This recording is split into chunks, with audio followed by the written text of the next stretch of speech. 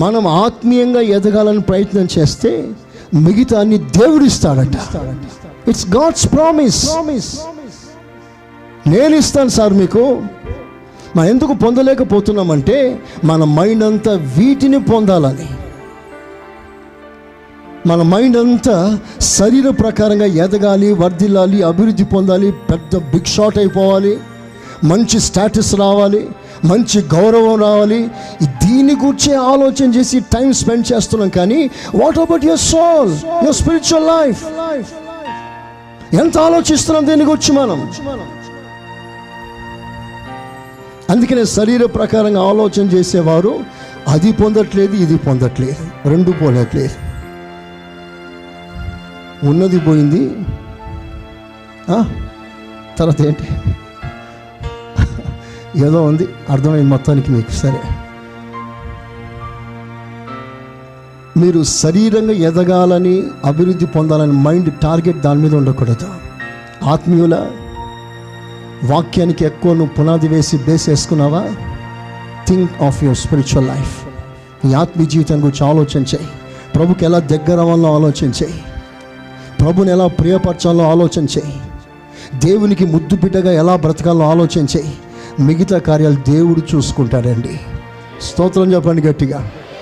ఓ మాట చెప్పనా? ఆయన తన ప్రియ కుమారుడు, తను అధికంగా ప్రేమించిన ప్రియ కుమారునే నీకు ఇచ్చేశాడు.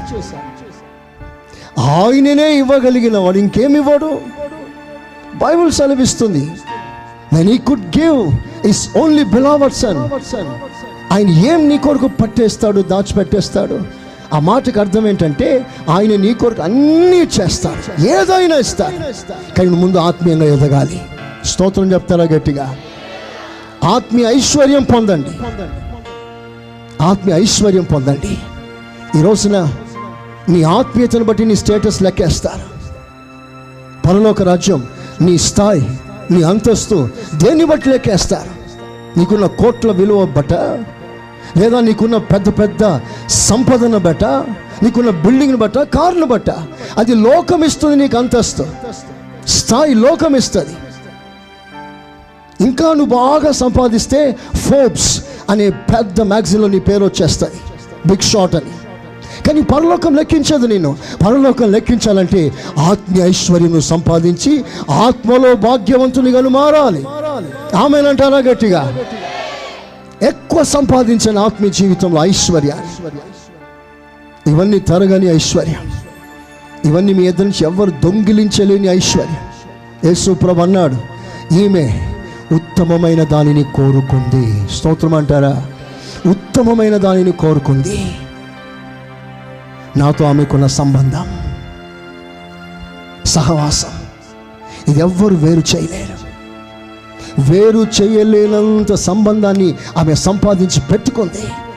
It's the strongest glue, nothing can separate them. అంత బలమైన సంబంధం కలిగి ప్రభులో హత్తుకున్న వారు గొప్ప ఐశ్వర్యవంతులు ఈ లోకంలో. హల్లెలూయా. యేసుతో ఉంటే యేసయ్యకున్న భాగమంత మంది. స్తోత్ర. హల్లెలూయా. సార్, నాకు సొంత ఇల్లు ఒక్కటి కూడా లేదు సార్, కనీసం సొంత గుడిసె కూడా లేదండి అంటారా? బాధపడకండి, ఒకరోజు రాబోతుంది. ఆ రోజు ఎలాంటి రోజో తెలుసా? ఈ లోకంలో పెద్ద పెద్ద బిల్డింగ్, దుబాయ్లో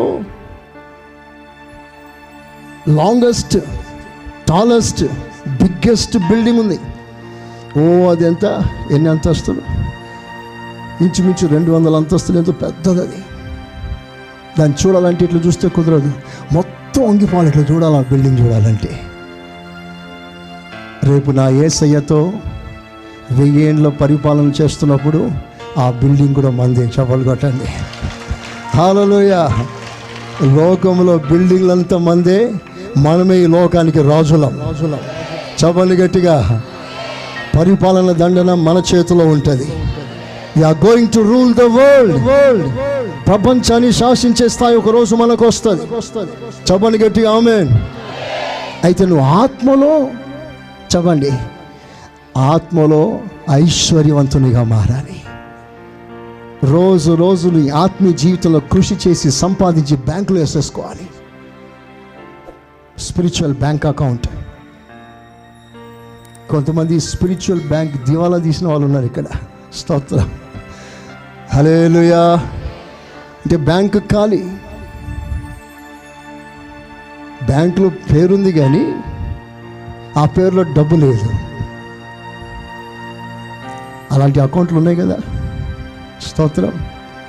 అలాంటి అకౌంట్లు ఉన్నా పర్వాలేదు, కానీ ఆత్మీయ బ్యాంకులో అది ఎప్పుడు నిల్లు కాకూడదు, లో అమౌంట్ ఉండకూడదు. అది రోజు అకౌంట్ పెరుగుతూనే ఉండాలి. హల్లెలూయా.